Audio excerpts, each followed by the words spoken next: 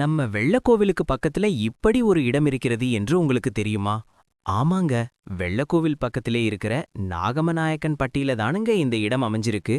வெள்ளக்கோவிலிலிருந்து தாராபுரம் போகிற சாலையில் 5 கிலோமீட்டர் சென்றால் நாகமநாயக்கன் பட்டி வந்துவிடும்.